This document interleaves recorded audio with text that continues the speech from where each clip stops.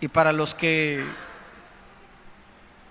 son de la vieja guardia, saben que hace parte de una frase de una ranchera de Vicente Fernández, alma bendita,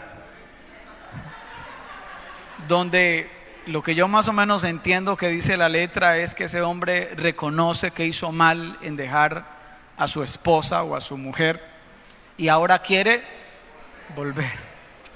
Bueno, pero este volver no tiene que ver con el entusado que quiere que su esposa lo vuelva a perdonar, sino que tiene que ver con otro volver muy diferente. En el Evangelio según San Lucas, Lucas es un evangelista muy particular porque hay varios relatos que aparecen en Lucas que no aparecen ni en Mateo, ni en Marcos, ni en Juan, ¿sí?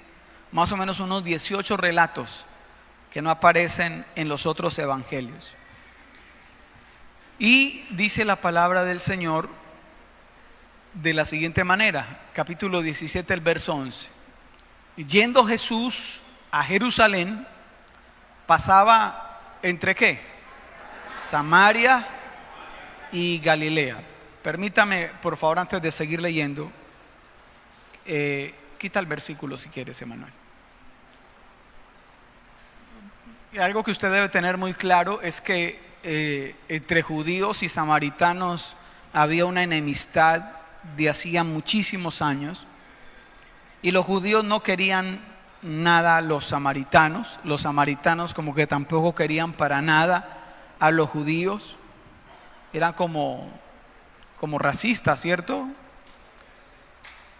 Entonces, aunque los judíos no querían relacionarse con los samaritanos, pero Jesús sí, siendo judío, Jesús sí quería relacionarse con los samaritanos. Ustedes se acuerdan, en una ocasión en la cual Jesús habló con una mujer que era de Samaria y le compartió y le dijo: yo soy el Salvador. Y esa mujer de Samaria, más exactamente de un pueblo llamado Sicar, conoció a Jesús y le compartió a todos los del pueblo, y todos los del pueblo conocieron a Jesús a través de ella, samaritanos. Eran más abiertos a Jesús que aún los mismos judíos. Con razón Jesús dijo que no hay profeta sin honra sino en su propia tierra. Entonces empieza diciendo este relato que Jesús pasaba entre Samaria y esa otra ciudad que aparece allí. Versículo número 12. Pero algo pasó, y al entrar en una aldea le salieron al encuentro 10 hombres leprosos, los cuales se pararon de lejos. Para los que no conocen la historia, en ese tiempo se creía que una persona que tenía lepra era una persona que con su lepra podía contagiar a otros. Entonces lo que hacía era que los sacaban de la ciudad y tenía que vivir en los extramuros, ¿sí?, afuera de la ciudad. Y parece que estos se hicieron como una comunidad, porque ¿cuántos dice que eran? 10 leprosos, dice la palabra del Señor. Entonces estaban lejos por esa situación, estaban aislados, y desde lejos vieron a Jesús. Dice la palabra de Dios, versículo número 13 y 14, dice: y alzaron la voz diciendo, ¿cómo dijeron? Léalo. Muy bien, sí, yo creo que no fue algo suave, Jesús, sino que lo gritaron: Jesús, Maestro, porque dice que estaban a lo lejos. Jesús, Maestro, ten misericordia de nosotros. Cuando Jesús los vio, les dijo: id, mostraos a los sacerdotes. Y aconteció que mientras iban, ¿qué pasó con ellos? Fueron limpiados. Entonces mire acá, ellos clamaron a Jesús y Jesús simplemente les dio una orden: id o vayan y muéstrense a los sacerdotes. Y usted dice, pastor, ¿y eso qué significa en español? Pues en Levítico número 14, no lo vamos a leer, en la ley decía que cuando una persona que había estado leprosa creía que ya estaba sano, debía ir ante el sacerdote, porque el sacerdote también hacía funciones casi que de médico. Entonces tenía que ir hasta allá y el sacerdote lo revisaba y le daba unas pautas para ver si realmente estaba sano. Eso era todo un protocolo que podía durar más de 15 días. Entonces Jesús le dijo a estos hombres, como quien dice más bien, ustedes me dicen a mí que tenga misericordia de usted, listo, vayan y muéstrese al sacerdote. Y ellos simplemente obedecieron o no, obedecieron, ¿sí? Obedecieron. Entonces yo veo en estos hombres una actitud de obediencia fundamentada en la fe. ¿Aló? Yo, si hubiera estado en el lugar de alguno de esos leprosos, hubiera esperado que Jesús se acercara, pusiera sus manos sobre mí, como un día Jesús lo hizo con un leproso. Dice la Biblia que Jesús le tocó su mano. Tocar un leproso, sí, pero Jesús tocó su mano y lo sanó. Porque este hombre le dijo, si quieres puedes sanarme. Y Jesús lo tocó y le dijo, quiero, sé limpio. Y a lo mejor ellos pensaron que Jesús iba a ser igual con ellos. Pero escuche esto acá. Jesús siempre hace como quiere. ¿Aló? A veces nosotros le pedimos a Dios algo y pensamos que Dios lo va a responder o lo va a hacer de X manera. ¿A cuánto nos ha pasado eso? Sí, Señor, provéeme, toca a la tía Toña que está allá en Europa y la tía Toña ni se da por entendida. Pero Dios provee por otro lado. ¿Aló? Así es Dios.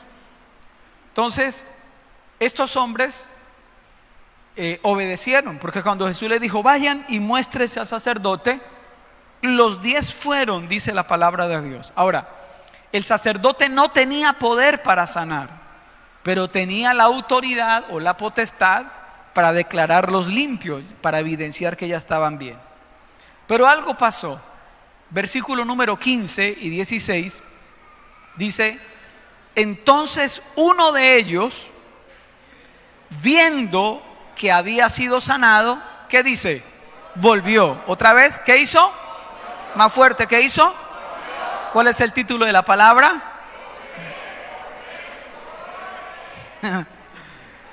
Entonces, viendo que había sido sanado, volvió glorificando a Dios a gran voz. ¿A quién glorificaba?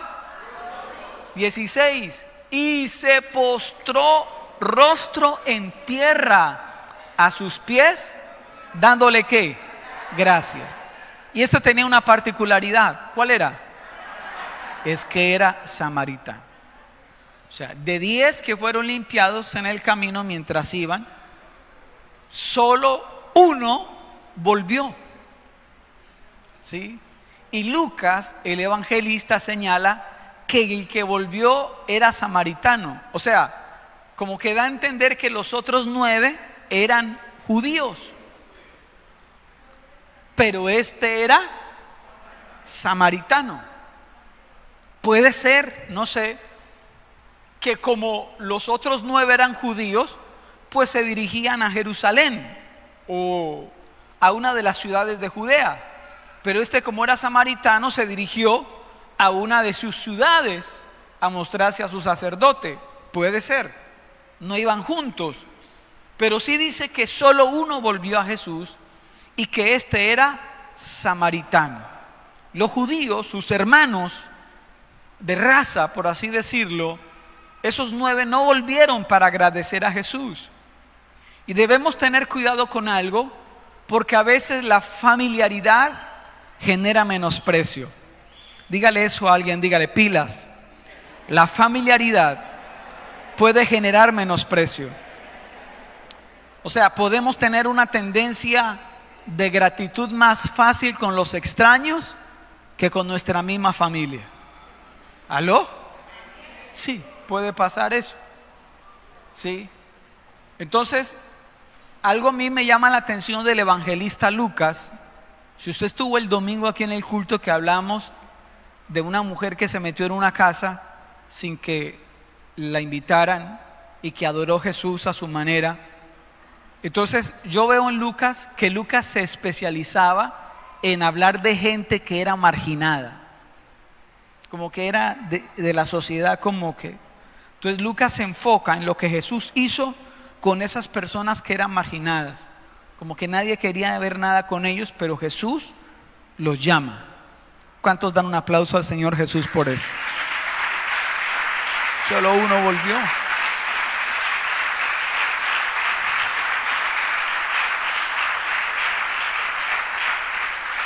Entonces, mire, dice la palabra de Dios que que este hombre que era samaritano, dice la palabra de Dios que se postró rostro en tierra, le dio gloria a Dios, o sea, reconoció que Jesús era Dios. ¿Cierto que sí? Dice que volvió alabando a Dios. Versículo 17 sigue diciendo: respondiendo Jesús dijo: ¿no son 10 los que fueron limpiados? ¿Y los 9 dónde están? Versículo 18. Sigue preguntando Jesús: ¿no hubo quien volviese y diese gloria a Dios sino este extranjero? Y termina diciendo: levántate, vete, tu fe te ha ¿qué? Salvado. Entonces miren lo impresionante de esto. Cuando Jesús lo sanó a los 10, pues fue solo un acto físico, milagro, claro que sí. Pero cuando este samaritano vuelve a Jesús y le da gloria a Dios, ya no solamente es sanado, sino que también es salvado. Porque Jesús le dice al final: tu fe te ha salvado. Pueden haber personas a las cuales Jesús sanó en algún día, en algún momento de su vida, pero cuando mueran van a ir al infierno, porque fueron sanos pero no fueron salvos. Hay gente que ha visto milagros de Dios en su vida, pero eso no quiere decir que son salvos. La Biblia dice que si creyeres en tu corazón que el Padre resucitó de entre los muertos a Jesús, y que si tú le confiesas como el Señor de tu vida, serás salvo, dice la palabra del Señor. Y este samaritano volvió dando gloria a Dios, confesando a Jesús como Dios, se postró rostro en tierra, un acto de adoración, y dice que lo que encontró de Jesús es: tu fe te ha salvado. Una combinación de gracia y de fe. Entonces mire acá, el hombre fue sanado porque obedeció, porque le dijo, cuando Jesús le dijo: vayan y muéstrense al sacerdote. Pero al volver para agradecer, encuentra un nuevo milagro. No solamente el milagro de la sanidad, sino también el milagro de la salvación. Dígale a alguien que está cerca a usted, dígale: la gratitud da lugar a nuevos milagros de Dios en nuestra vida. Otra vez, ¿qué dije que dijera? Muy bien. ¿Quiere usted seguir viendo milagros de Dios en su vida? Tenga un corazón agradecido. Acostúmbrese a volver. Acostúmbrese a volver a la fuente que es Dios para agradecer. Señor, gracias. Padre, gracias.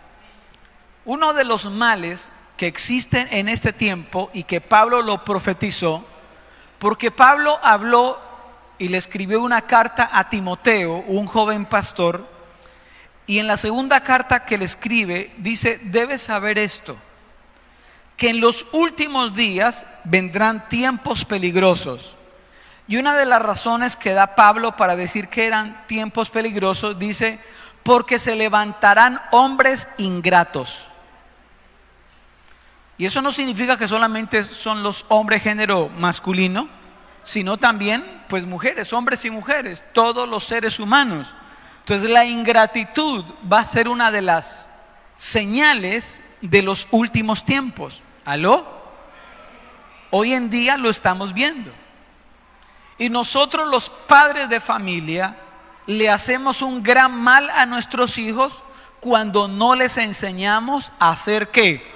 Agradecidos. Porque a veces los hijos se levantan pensando que todo se les debe a ellos. Los hijos se levantan pensando que son el ombligo del mundo, la última Coca-Cola del desierto, el tapón del océano, como dijo alguien. Entonces todo gira en torno a ellos, mi rey, mi reina, mi bebé, mi cielo, yo lo adoro, yo lo adoro, yo lo adoro,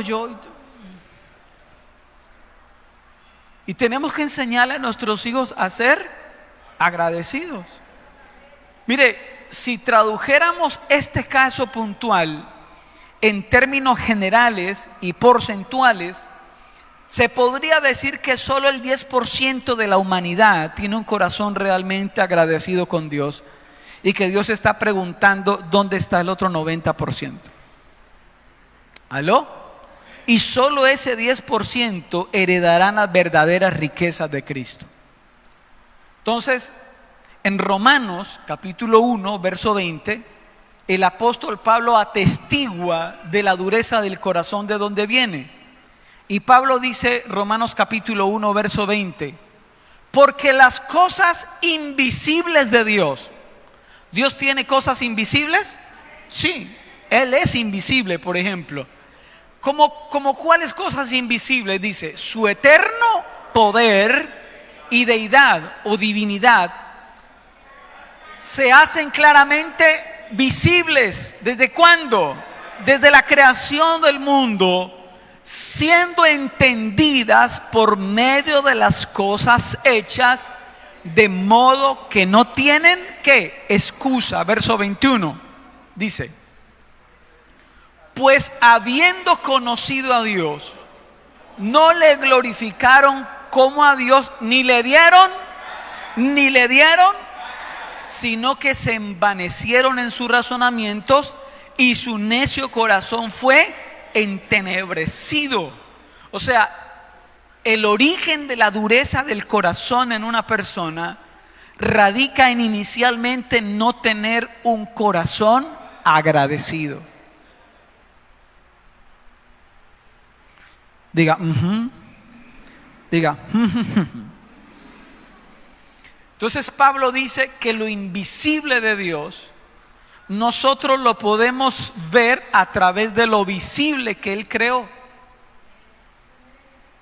No sé a cuántos aquí en algún momento nos hemos detenido a contemplar algo de la creación de Dios y decimos, uy Dios, usted es perfecto, usted es tan maravilloso. Por ejemplo, la gestación de un bebé, y ahora con la tecnología que contamos, que podemos ver, hay algunos videos que de pronto a ustedes les gusta ver de la gestación de un bebé en el vientre de la mamá. ¿No le parece maravilloso eso? Un ser perfecto, tan maravilloso. ¿No cree usted que Dios es real y que Dios existe viendo eso, hermano? Sí. O sea, que no me venga a decir un ateo a mí que todo se creó producto solamente de una explosión, que nadie la originó, que simplemente, no me venga a decir eso, que si yo lanzo 100 dados a la vez todos van a caer en el mismo número. O sea, eso no tiene sentido. Hay un diseño perfecto, hay un creador de los cielos y de la tierra. Entonces Dios dice, lo invisible mío yo lo doy a conocer a través de lo visible. ¿Cuántos han visto, por ejemplo, cómo las abejas construyen sus paneles? O panales, más bien. Panales. ¿Cómo construyen sus panales? Una arquitectura perfecta, ¿no? Escuché a alguien decir que son los mismos principios, al ver esos panales, la construcción de esos panales, son los mismos principios para construir puentes. Y me llamó la atención ese concepto. ¿Hola? Usted lo puede ver también en la función de la sangre en el ser humano.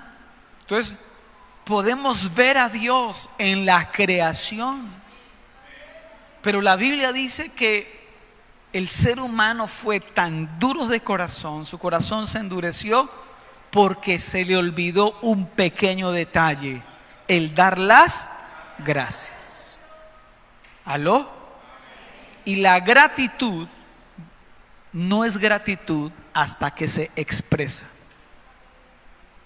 Usted puede decir, querida mujer, que usted está muy agradecida con su esposo, pero eso no va a ser gratitud hasta que se exprese.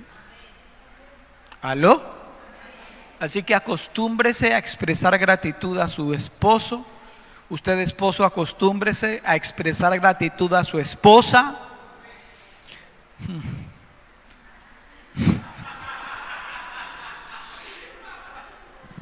Maná desagradecido. Bueno, sigamos. Entonces, la gratitud, ese lenguaje de gratitud, ¿cada cuánto debe estar? Todo el tiempo. La Biblia dice: sea agradecido en todo tiempo la gratitud. Porque es que a veces nosotros los seres humanos asumimos que las bendiciones de Dios son automáticas. ¿Sí? Así como a veces los hijos piensan que en la nevera todo aparece automáticamente. Que no es sino solo abrir y ya tiene que estar todo. Sí, pero ¿de dónde sale? Vaya, dele gracias a ese papá o a esa mamá que se revientan allá trabajando para traer provisión. ¿Aló? Ya me dio rabia, hermano.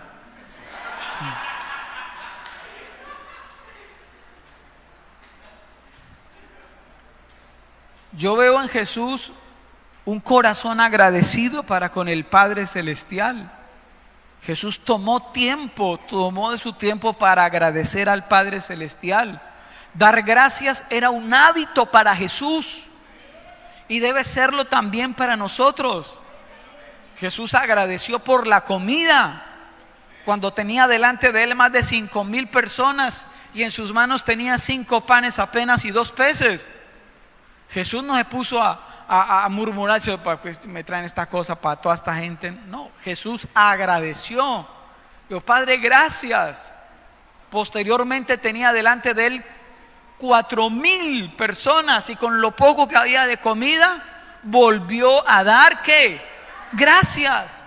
En la última cena, la noche que Jesús iba a ser entregado, sabiendo que iba a ser entregado, antes de cenar, ¿qué hizo? Dio gracias. ¿Aló? Y es que aquí hay otro principio, anótelo por ahí en alguna parte. La gratitud nos prepara para encarar momentos difíciles. Predíquemele eso a alguien, dígale: la gratitud te prepara para encarar momentos difíciles. Si usted no sabe agradecer en los momentos fáciles, menos va a agradecer en los momentos difíciles. Y Jesús, aún en su momento difícil esa noche, agradeció. Usted ve que en Jesús era un hábito dar gracias. A mí me bendice ver familias que antes de cenar oran dando gracias a Dios. ¿Cuántos de esos hay aquí? No, hablo bien. No me diga. Bueno, de esos, ¿sí? Cuando Jesús resucitó, escuche, la Biblia dice que durante 40 días estuvo apareciéndose a muchas personas resucitado. Y a uno de ellos que se le presentó era una pareja de discípulos, 2 discípulos que iban camino de Emaús. Y Jesús se les acercó en el camino y ellos no lo reconocieron. ¿Y para dónde va? Y entonces, no, yo voy para allí. Entonces ellos dijeron: nosotros también vamos para allá, camine. Y empezaron a conversar en el camino.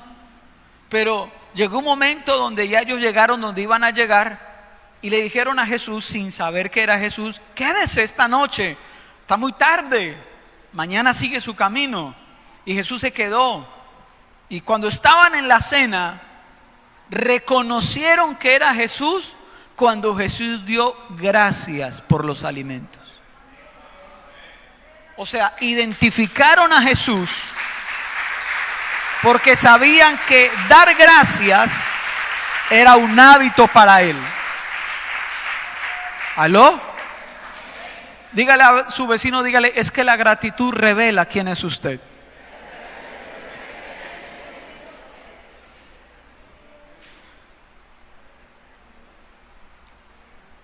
La queja y la gratitud no pueden convivir al mismo tiempo.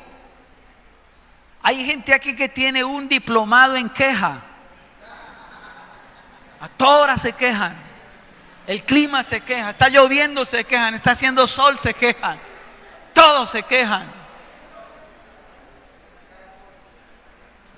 ¿Cuántos de esos hay aquí?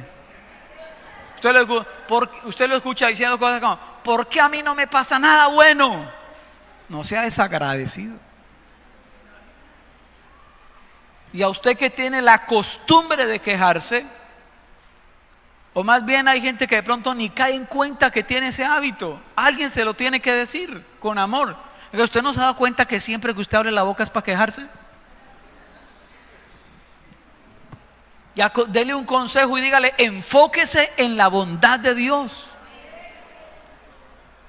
¿En qué nos vamos a enfocar? En la bondad de Dios. ¿Cuántos creen que Dios es bueno?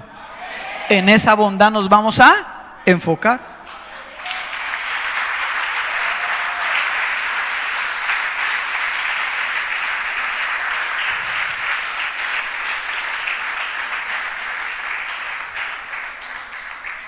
Deje de tomar las bendiciones de Dios como si fuera algo obligatorio para usted. Dios no está en la obligación de bendecirlo, pero Él nos bendice. Hace salir su sol sobre buenos y malos, dice la Biblia. Hace llover sobre buenos y malos. Entonces no tome las bendiciones de Dios como si fuera algo obligatorio. Lamentaciones, el capítulo 3, verso 23, si mal no estoy, dice: ¿de qué se lamenta el hombre si está vivo a pesar de su pecado?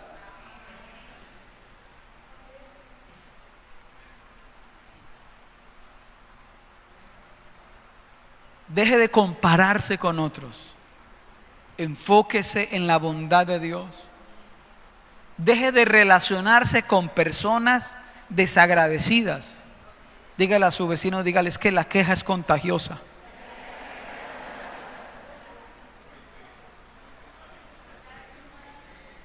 Y me viene a la mente algo que recuerdo el experimento que yo hice hace años.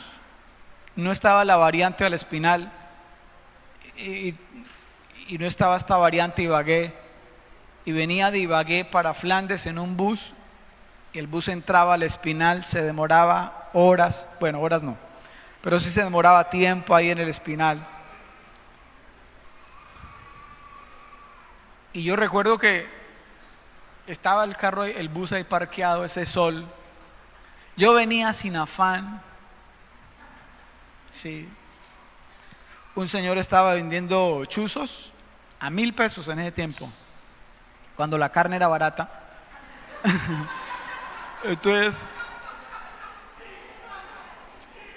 me dijo, entonces se asomó ahí por la ventana, dijo: chuzo. Yo, me dio hambre.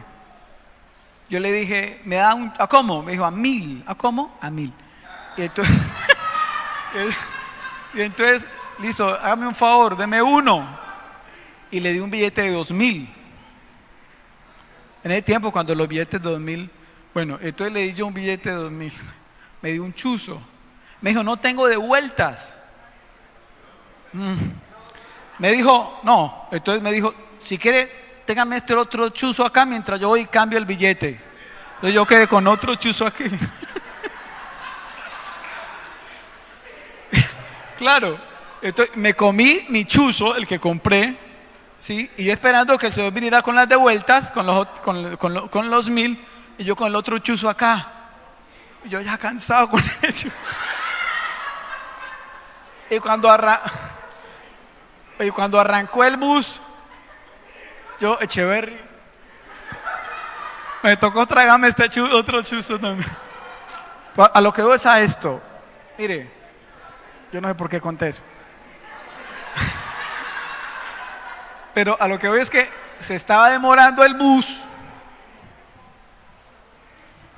Y yo hice el experimento. Claro, ese calor. Yo dije: yo digo algo, prendo esto, y toda la gente aquí se prende. Y entonces por fuera del bus le pegué una palmada así a la lata del bus. Oiga, ¿cuándo va a salir esto? Y no es sino que yo dije eso y se alborotaron todos los del bus. Y mientras todos los demás estaban alborotados, yo me estaba comiendo mi chuzo. Entonces, lo que voy a esto, ese experimento es verdad. La queja es contagios.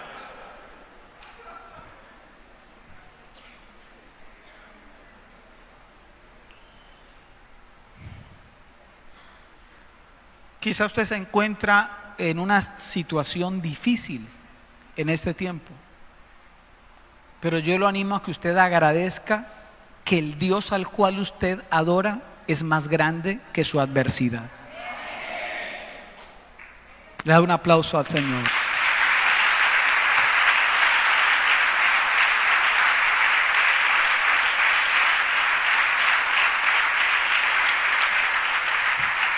O sea, no puede ser, mírenme, no puede ser que termine un día, usted se acueste viendo su celular, intoxicado de pantalla, y no terminar el día volviendo para agradecer a Dios.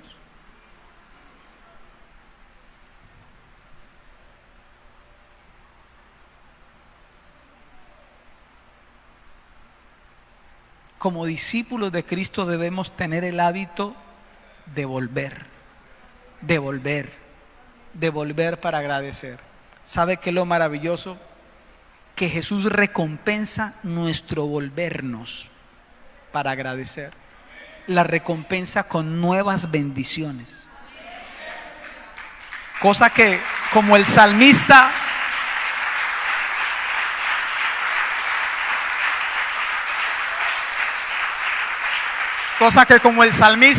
nos falte tiempo para contar todas sus bendiciones y para agradecerle.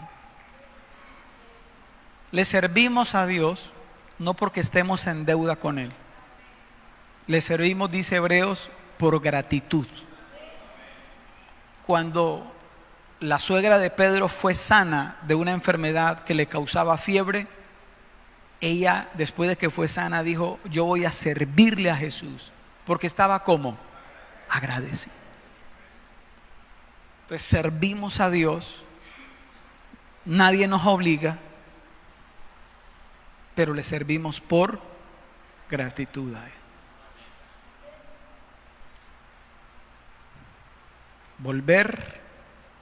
Volver y otra vez volver. ¿Cuántos van a hacer de la gratitud un hábito en sus vidas? Agradezca a Dios. Yo cuando oro le doy gracias a Dios por detalles. Y le digo: Señor, gracias por mi cama, gracias por la toalla, Señor, gracias por el jabón. Cosas tan sencillas. Imagina que no hubiera jabón de baño.